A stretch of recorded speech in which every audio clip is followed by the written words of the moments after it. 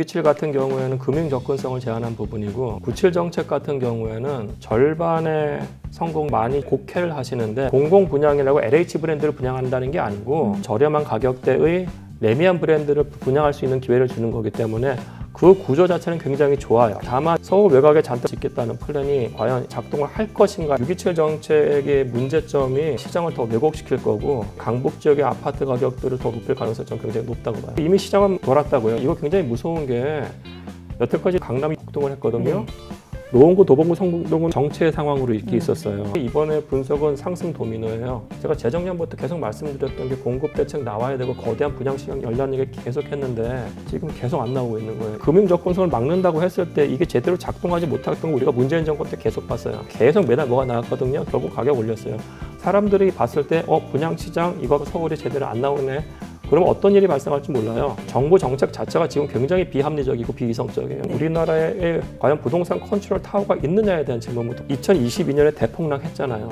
2023년 1월 달에 나온 게 특례보금자리론이에요. LTV 80%까지 늘려줬어요. 금융의 작품이에요. 국토부는 권한이 없거든요. 그러니까 지금이랑 완전히 반대. 완전히 반대인 거죠. 이게 얼마나 코미디냐고요. 이게 이재명 정권, 윤석열 정권의 문제가 아니고 국민들은 정부 정책을 보는 거예요. 누가 대통령이 중요하지 않아요. 지금 이 정책은 중산층과 서민한테 타격을 주는 거거든요. 정부가 이렇게 비합리적으로 또는 시장에 따라서 자기들이 멋대로 움직인다는 걸 안다고 하면은 소비자가 바보가 절대 아니에요. 정부에서 너희들 열심히 돈 모아. 그것까지는 해줘요. 근데 너희들이 집을 사는 건 내가 잘 모르겠어요. 대출을 줘였잖아요. 너희들이 집 사는 건 잠깐만 기다려. 왜 집값이 오르니까 너희들은 집을 사지 마요, 지금. 네, 저희 머니홀라에서 얼마 전에 이제 97 부동산 대책이 나온 이후에 관련 컨텐츠를 준비했었는데 여러분들의 호응이 높았습니다. 그래서 부동산과 관련된 컨텐츠 하나 더 준비해봤는데요. 부동산 하면은 우리나라에서 또 이분을 빼놓고 얘기하기가 어렵죠. 우리나라의 도시와 부동산 연구 권위자이신 서울대학교 환경대학원의 김경민 교수님 모시고 말씀 나눠보겠습니다. 교수님. 네, 안녕하세요. 네, 사실 네. 곧 책이 나온다고 들어서. 예. 제가 매년 쓰는 부동산 트렌드 책이 사실 지금 예판 들어갔고요. 맞아요. 검색이 되더라고요. 예, 그래서 사실 추석이 너무 길어서 추석 전에 빨리 팔라는 출판사의 강력한 요구가 있어가지고 9월 말에 빨리 내게 됐어요. 맞아요. 그래서 예. 그때 이제 모시려고 원래는 기획을 하고 있었습니다. 저희 채널에서. 근데 그 전에 한 번쯤 이제 이 97 대책과 관련된 이야기들이 계속 나오고 있어서 말씀을 들어보고 싶다고 생각을 해서 모시게 됐고요. 지금 딱 일주일 된 것 같아요. 네, 맞습니다. 그 사이에 교수님도 생각이 좀 정리가 되셨을 것 같고 반응도 많이 보고 계실 텐데 그야말로 도시 부동산 연구 권위자로서 좀 압축적으로 설명해 주신다면 이번 대책의 핵심 그리고 핵심적 반응 얘기해 볼까요? 그러니까 이게 사실은 627 대책이 나온 다음에 시장 상황이 정책 당국자들이 생각할 때 약간 다르니까 또 나온 거잖아요. 97 대책이. 627 대책과 97 대책의 좀 차이는 뭐냐면은 627 대책은 기본적으로 금융 접근성을 제한을 한 거예요. 네. 그러니까 저는 그러니까 627이건 97이건 다주택자를 제한하는 건 전 맞다고 생각을 해요. 다만 그걸 떠나서 이게 과연 시장을 정말로 왜곡하지 않느냐 또는 시장에 대해서 정말 시장을 제대로 움직이는 정책인가에 대해서 전 사실 둘 다 반신반의해요. 그러니까 627 같은 경우에는 금융 접근성을 제한한 부분이고 그 말씀 조금 이따 더 드리고 97 정책 같은 경우에는 저는 약간 좀 절반의 성공적 정책? 절반의 성공이요? 그러니까 우리가 이거를 크게 나눠 보면은 예를 들어 가지고 뭐 135만 원한 거대한 아파트 물량을 수도권에서 5년간 착공한다는 얘기가 있어요. 우선 수치가 좀 제가 비현실적으로 크고 수도권에서 매년 10만 호만 착공 제대로 들어가도 돼요. 제가 봤을 때는. 그러니까 수치를 그렇게 과하게 잡을 필요도 없다. 다만 거기서 제가 좀 평가하는 부분은 사람들이 많이 좀 곡해를 하시는데 공공 분양이라는 거예요. 공공 분양. 근데 그거는 기본적으로 뭐냐면은 LH가 토지를 작업을 깔끔하게 한 다음에 가격 한 20% 30% 디스카운트해서 레미안하고 이페아나 세상 브랜드를 민간한테 분양한다는 얘기예요. 그러니까 공공 분양이라고 LH 브랜드를 분양한다는 게 아니고 낮은 상대적으로 저렴한 가격대의 레미안 브랜드를 분양할 수 있는 기회를 주는 거기 때문에 그 구조 자체는 굉장히 좋아요. 그렇네요. 예, 좋은데 다만 여기서 확보된 물건들이 이게 중앙정부에서 하니까 주로 서울 외곽에 지금 있어요. 서울 안에 있는 것도 제대로 된 데는 서리풀 지구라고 서초구 남쪽 우면동 쪽에 있는 경부고속도로 선상에 있는 부분들하고 수서 역세권 뭐 이 정도예요. 지금 나온 게. 그래 조그만 거 모아서 한 7, 8천 세대밖에 안 돼요. 네. 결국은 지금 문제의 핵심이 서울임에도 불구하고 서울 외곽에 잔뜩 아파트를 짓겠다는 플랜이 과연 현실에서 그 작동을 할 것인가에 대한 부분들. 그래서 저는 절반의 성공이라고 평가하는 거예요. 알겠습니다. 어쨌든 성공이라서 그나마 다행이라고 봐야 될까요? 절반의 성공이라 말씀하셨으니까 그렇다고 하면 절반의 이제 성공적이지 못한 부분들, 예. 아쉬웠던 부분들이 있으셨다는 얘기잖아요. 그렇죠. 이 어떤 부분은 부분이 아까 특히? 말씀드린 것처럼 이게 가장 핵심적인 게 우선은 제가 봤을 때 그 시장 상황부터 말씀을 드릴게요. 네, 좋습니다. 6.27 전에 우리가 데이터를 좀 부동산은 좀 크게 봐야 돼요. 뭐 주 단위로 볼 필요도 없고 그 다음에 월 단위도 봐서도 안 돼요. 거래량 같은 것들은 분기별로 봐야 되는 게 맞는데 우리가 분기별로 봤을 때 되게 이상한 트렌드는 뭐냐면은 2024년 1분기 또 분기별로 봤을 때 거래량이 지속적으로 늘고 있어요. 서울 같은 경우에. 네. 그러니까 예를 단적으로 그러니까 서울시 거래량이 올해 1분기가 한 19,000 정도가 거래가 됐어요. 근데 2분기가 30,000이 거래돼갔어요. 근데 거기서 중요한 부분은 뭐냐면은 작년부터 올해 1분기까지 강남 3구가 가격이 제일 높음에도 불구하고 거래량이 노원구, 도봉구, 성동구 합친 것보다 높아요. 이게 어떤 문제냐면은 노원구가 전체에서 서울시에서 그 차지하는 물량이 10%가 되거든요.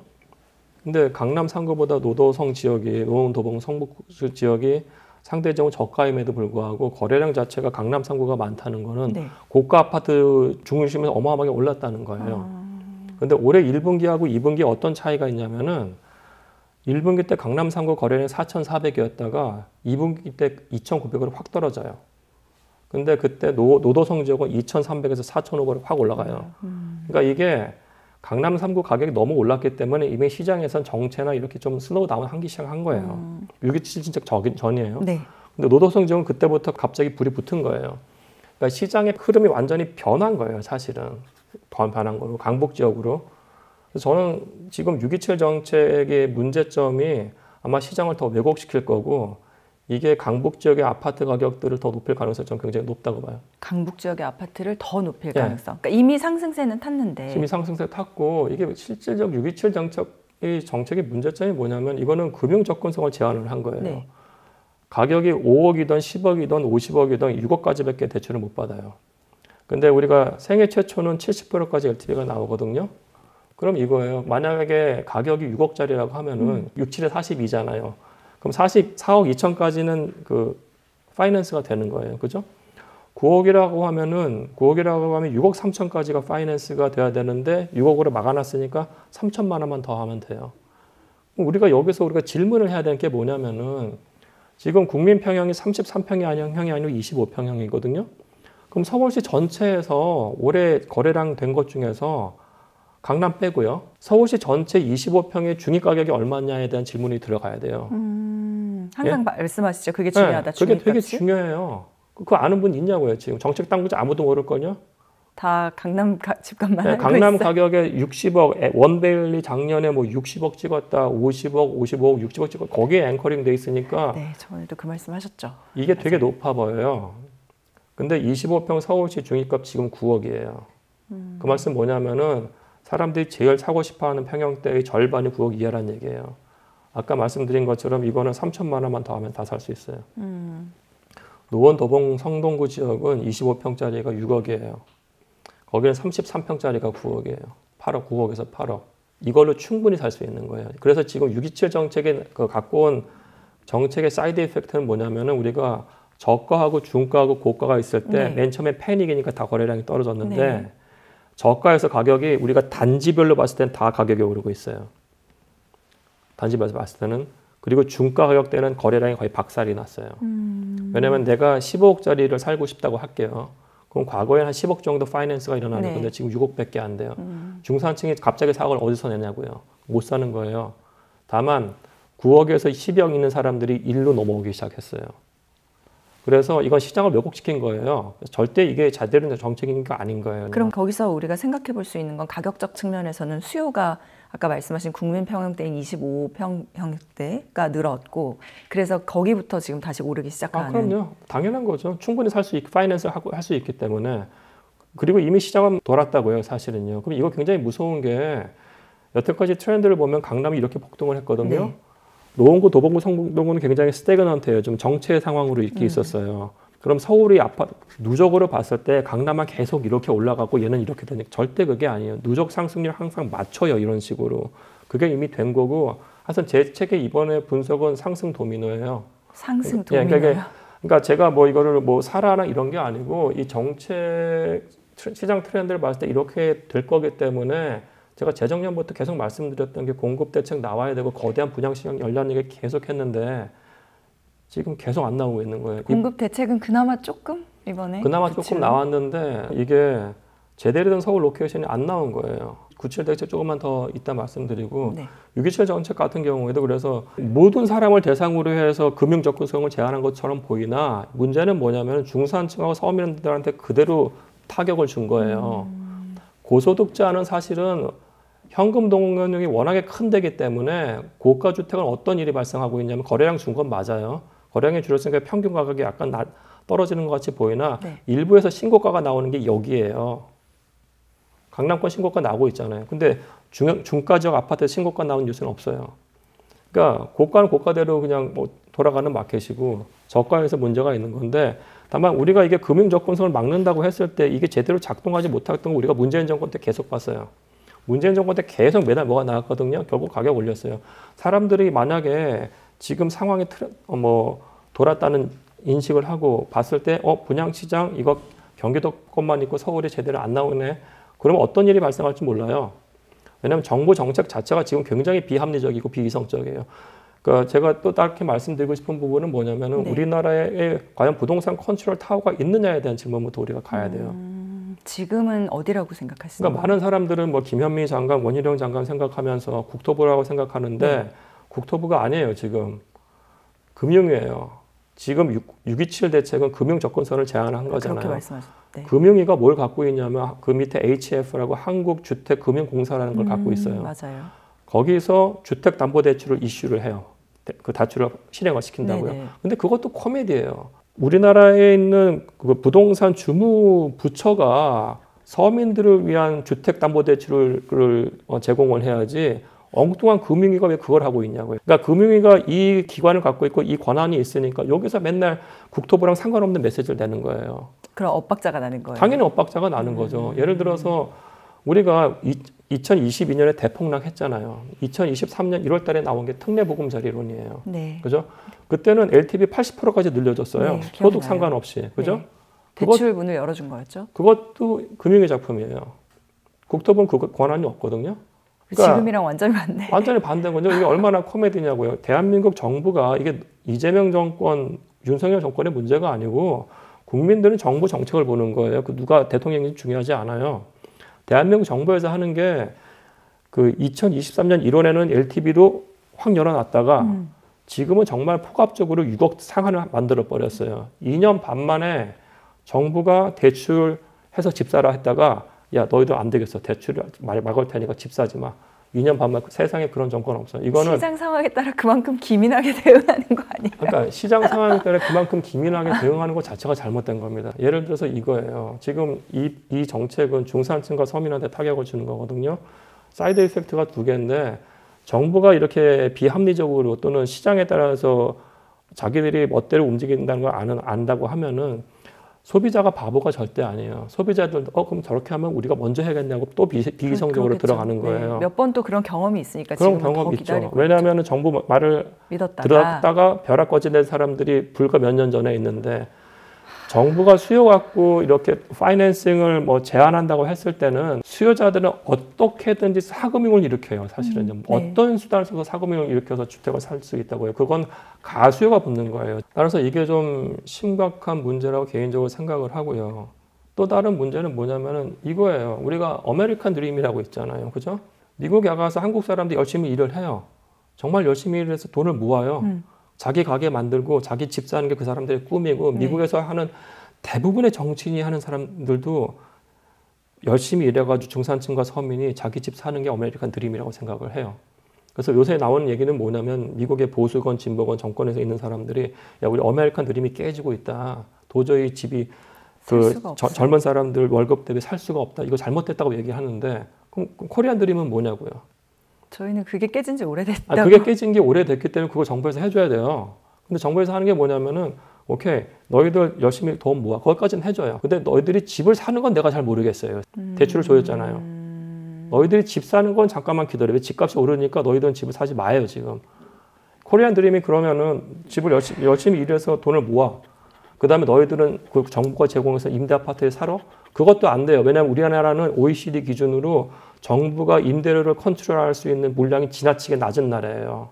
결국은 사적 그 민간 아파트 시장으로 갈 수밖에 없다고요. 네. 그럼 거기서 인플레이션이 왔기 때문에 월세가 지금 대폭등하는 기간이어서 지금 방법이 없는 거예요.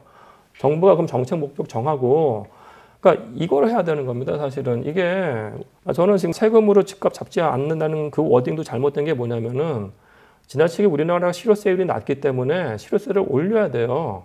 그게 뭐 집값하고 무슨 상관이냐고요. 이거는 형평성의 문제인데 맨날 한미일 공조 얘기하는데 미국이 세율이 중위값이 0.8%고 일본이 세율이 1.4예요. 일본이. 한국은 0.1이에요 지금. 한미일 공조 그렇게 중요한 거 어느 정도 올리자고요 사실은. 세금 분야에서는 공조가 공조 안 돼요. 세금 분야에서 제가 봤을 때 거의 중국식이에요. 중국은 재산세 없으니까. 네. 교수님께서 예전에 전세 사기 말씀하셨을 때 거의 저희 썸네일이 화났다였거든요. 그 이후로 또 이렇게 화나신 거를 또 보게 되는 것 같은데 저희 언제쯤 교수님 화 안 나신 모습 좀 볼 수 없을까요?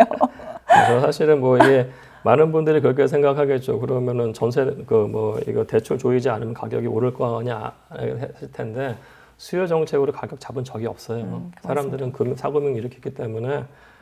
그러니까 저는 사실 구체인지 정책이 좀 기대를 했고 거기서 이제 아까 말씀드린 것처럼 구조는 저는 굉장히 좋다고 생각을 해요. 왜냐하면 그게 결국은 국공유지 기반으로 했을 때는 거대한 분양시장을 열 수는 있어요. 네. 그 판은 마련했는데 과연 로케이션에 관련된 질문인 거예요. 저는 로케이션, 그러니까 서울 안에 있는 요지의 땅들이 안 나왔다는 거. 예. 요지의 땅들을 낼 곳은 있어요? 그럼 많아요. 제가 봤을 많아요? 때는. 그러니까 우리가 지금 아까 수도권 전체에서 135만 호 그런 맞아요. 숫자에 절대 경도되지 않았으면 좋겠어요. 그냥 기대 낮춰서 수도권에서 매년 10만 원만 착공 들어가도 굉장히 성공이에요. 좀 낮추고 핵심은 이제 서울인데 우선은 제가 봤을 때 5개월 정도 땅 정도만 해도 돼요. 어디예요? 그러니까 여기에서 나온 서리풀 지구라고 있거든요. 네. 근데 많은 분이 착각하시는 게 서리풀 공원이 방배동하고 서초역에서 거기 서리풀이 아니고요. 서리풀 지구라는 거는 서초구 남쪽에 우면동이 있거든요. 우명동을 따라서 경부축을 따라서 있는 데가 서리풀 지구예요. 네. 예. 그래서 거기가 지금 용적률 200%밖에 안 나는데 거기는 경부축을 따라서 땅이 좀 길어요. 그래서 용적률 400%까지 올릴 수가 있다고요.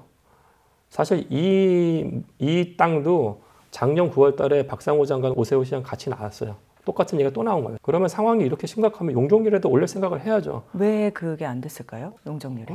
이상해요. 그러니까 리더십의 이상하다. 문제인 것 같아요. 그 네, 리더십이라는 게 어느 리더십까지 가야 될지 모르겠습니다만은 최소한 여기서의 문제의 핵심은 사실 서울시가 굉장히 잘못하고 있다는 거예요. 서울시가 문제의 심각성을 제 제자들도 서울시에 많고 서울시에 많은 게 아니고 주변에 많거든요. 제 환경대학원 사람들도 많기 때문에 서울시가 이 미래 공급에 대한 그 심각성을 계속 간과하고 있었어요. 그렇기 때문에 지금 이게 나오는 거예요. 아니 이재명 정권이 6월 달에 잡아서 정권 들어왔는데 지금 9월 3개월 동안 뭘 해요? 솔직히. 서울시장 오세훈과 박원순의 서울시장이 20년이잖아요. 사실은. 오세훈 시장 된 것도 벌써 3, 4년 됐고 그럼 지금 뭔가 나와야 되는데 아무것도 안 나오고 있는 건 심각한 문제라고 개인적으로 생각해요. 예. 알겠습니다. 자, 사실은 여러 가지 그 얘기를 좀 준비했는데 그 중에서 LH 관련한 얘기들도 있었고 했는데 교수님이 지금 거의 방향을 이제 잡아주신 것 같은데 그럼 이렇게 아예 얘기를 해볼게요. 지금 교수님께서 아쉽다라고 생각하시는 부분들 그거를 절반의 실패라고 볼 수도 있을 거고 그런 부분들이 그럼 지금 이런 대화를 나눔으로 인해서 지금이라도 피보팅이 돼서 좀 달라질 수 있는 여지는 있나요? 저는 충분히 있다고 생각해요. 리더십으로 풀어야 되는 거고 아까 제가 토지 말씀을 드리다가 좀 옆으로 샜는데요. 네. 그러니까 서리풀 지구라는 데가 있고 수서역 창고 그 수서역 부지도 지금 이 두 개는 들어가서 전 다행이라고 생각해요. 네. 다만 여기 용적률 400%로 올리자. 그 다음에 다른 부지들은 용산국제업무지구 개발이에요. 용산정비창 거기 15만 평이에요. 거기서 5만 평 정도만 상업시설을 쓰면 돼요. 전 세계 업무지구 어디도 다 오피스를 개발하지 않아요. 지금 오피스 수요도 지금 넘쳐나요. 죄송한 맞아요. 얘기지만. 비슷해요. 오피스 비중 좀 작게 하고 그럼 10만 평 개발한다고 했을 때 우리가 거기도 용적률 400% 한 주자고요. 그럼 거기서도 몇만 채 나올 수가 있는 거예요. 근데 그게 왜 계속 안 나오냐고요. 제 서울시 요지에 있는 땅임에도 불구하고 거기 있고 창동에도 사실 역세권 개발할 수 있는 데가 있고 그리고 상암동에 맨날 오피스 뭐 100층짜리 건물 짓는 데는 있는데 거기는 오피스 100층 절대 안 됩니다. 아무도 안 들어가요. 다만 거기 주상복합 100층은 가능해요. 100층까지도 필요 없어요. 한 70층 해서 거긴 될 거예요. 상암동은. 충분히 들어갈 수 있으니까. 그럼 그거 모으면 제가 저번에 계산하면 한 7만 채 나오더라고요. 서울시 안에서 7만 채가 나오는 거예요. 그럼 그걸로 단계적으로 조금씩 분양을 하면은 저는 이게 공급을 하라는 얘기가 과거부터 말씀드렸던 게 거대한 분양시장을 열라는 거예요. 거대한 분양시장. 거대한 분양시장을 열 때 한 20% 30% 가격을 디스카운트 된다고 하면은 기축시장에서 막 아파트를 살려는 사람들이 이 분양시장 줄을 쫙 쓸 거예요. 여기 있는 관심을 일로 옮기자는 게 제 주장의 핵심이었던 거예요. 기존의 아파트를 사는 관심을 분양으로 옮겨야 분양으로. 해요. 왜냐하면은 지금 뭐 분명히 조금 있어 서울시에서 9월 30일 나온 대책이 뻔해요. 제가 봐서 용적률 올려주겠다. 지금 재건축이 안 되니까 재건축 안 돼 300% 400% 올려줄게. 그거는 발표하는 순간 그대로 토지 가격에 적용돼요. 또 안 돼요. 사실은 이게 그러니까 이 부동산 모르는 사람들이 하는 거예요. 지금 제가 봤을 때는 지금 할 수 있는 건 뭐냐면은 국공유지 국가가 컨트롤할 수 있는 토지를 잔뜩 확보한 다음에 거기 랜드 클리어링 하는데 그 토지 확보하고 거기서 분양시장을 거대하게 열어줘야지 이게 되는 거예요. 그 케이스를 우리가 두 번을 봤어요. 언제랑 언제예요? 그러니까 노태우 정권하고 이명박 정권이에요. 노태우 정권 때 올림픽 있을 때 매년 100%씩 올랐어요. 강남 가격이. 그러니까 노태우 대통령 리더십 발휘해가지고 정말로 빠른 시일 안에 분당 아파트를 줬어요. LH가 그때 정말 잘했어요. L하고 H가. 그때는 토지공사하고 주택공사였으니까. 그러면서 강남 가격은 90년부터 97년까지 쭉 빠져요. 한 7년 정도 돼서. 그때 분당 물건이 그때 40만 원이었는데 40만 원은 시간이 걸리면서 만들어진 거고 몇만 원씩 계속 나오니까 사람들의 관심이 일로 가버린 거예요. 사실은요. 강남권인데 가격이 싸니까. 그 다음에 나왔던 게 이명박 정권에서 2010년에 했던 보금자리 주택. 그때 보금자리 주택이 지금 얘기하는 공공분양이에요. 당시 이제 그린벨트 깐 다음에 이거 국가 땅이니까요. 네. 일부 약간 수용하고 거기서 아파트 졌는데 아파트 공공에서 관리하면서 졌죠. 아파트 졌는데 그거 레미안 브랜드 힐스테이트 브랜드잖아요. 물론 자곡동이 약간 강남에서 좀 떨어져 있긴 합니다만은 네. 그럼에도 불구하고 뭐 일원동 자곡동 거의 같은 생활권이거든요. 그렇죠. 수서랑도 수서랑 가깝고 하니까 거기 대비 가격이 20% 싸니까 분양시장에 줄 쫙 쓴 거예요. 네, 그래서 지금 그 전략을 빨리 해야 되는 거예요. 기존에는 아파트 용적률 올려봤자 그거는 토지 가격에 그냥 들어가기 때문에 아파트는 또 못 져요. 지금은 공공이 확보할 수 있는 땅에서 공공 브랜드가 아니고 민간 브랜드라고 했거든요. 이번에 네. 사람들이 많은 사람 계속 착각하는데 이거 민간 브랜드예요. 민간 브랜드. 그게 된다고 하면은 이 수요가 일로 와서 쫙 붙을 거예요. 그야말로 말씀하신 뭐 힐스테이트나 그런 그렇죠. 브랜드 말씀하시는 거죠. 레미안 힐스테이트 이편한 세상이죠. 네, 맞아요. 네. 앞으로 서울시에서 주택 공급량 정말 처참하게 떨어져요. 내년까지는 그나마 한 2만 호가 나오는데 아마 2027년과 2028년 처음으로 만 채 이하로 떨어져요. 진짜 절벽이에요. 절벽이에요. 29년은 심각해요. 이거 정말 심각한 거기 때문에 사람들이 제발 이 심각성 이해하면서 제발 빨리 분양시장 열어야지 아니면 정말 큰일 날 거예요. 그리고 서울은 글로벌 도시이기 때문에 서울, 뉴욕, 동경 이런 데의 부동산 흐름의 패턴이 굉장히 비슷해요.